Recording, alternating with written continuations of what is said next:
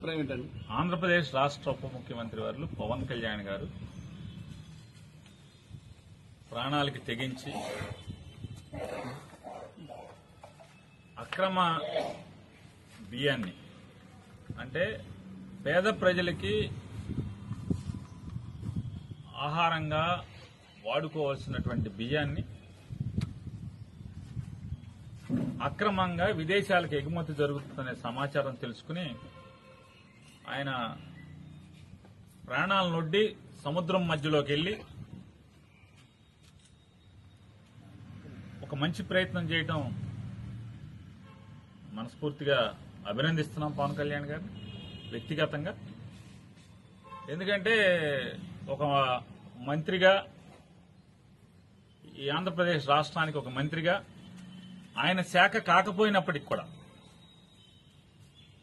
ఆయనది పంచాయతీ